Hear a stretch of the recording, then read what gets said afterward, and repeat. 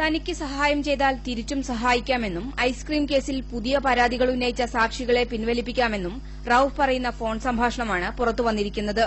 ഇതിനു പകരമായി കൊണ്ടോട്ടിയിലെ തന്റെ ക്വാറിക്കെതിരായ സമരം അവസാനിപ്പിച്ച് പ്രവർത്തനം തുടരാൻ സഹായിക്കണം, അല്ലെങ്കിൽ ഐസ്ക്രീം പാർലർ കേസിൽ പുതിയ സാക്ഷികളുമായി രംഗത്തുവരുമെന്നും ഈ ഫോൺ സംഭാഷണത്തിൽ റൌഫ് പറയുന്നുണ്ട്.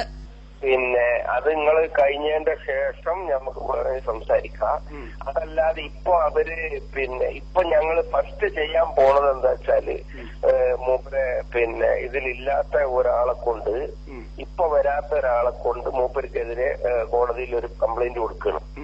എന്നാൽ ഏതെങ്കിലും ഒന്ന് നിർത്തിവെക്കാം, ഇത് നിർത്തിവെക്കണം, ഇത് നിർത്തിവെക്കാം, അത് നിർത്തിവെക്കണേ, അത് നിർത്തിവെക്കാം. ഏത് വേണം നിങ്ങൾ പറഞ്ഞോളി. അല്ല ആയിക്കോട്ടെ, ഞാൻ മൂപ്പരോട് സംസാരിക്കാം.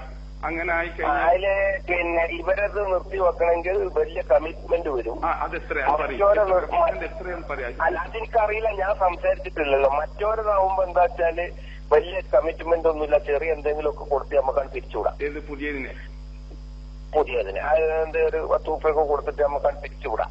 പക്ഷേ അതേസമയം 5 എന്തായാലും കൊടുക്കേണ്ടി വരും. കൊണ്ടോട്ടി ബ്ലോക്ക് പഞ്ചായത്ത് പ്രസിഡന്റ് അബ്ദുൽ ജബ്ബാർ ഹാജിയുമായി നടത്തിയ ഫോൺ സംഭാഷണമാണ് പുറത്തുവന്നിരിക്കുന്നത്.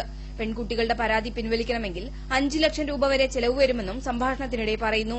ഈ ഫോൺ സംഭാഷണത്തിന്റെ പകർപ്പ് ജബ്ബാർ ഹാജി പോലീസിന് കൈമാറി. India vision, Kozhikode.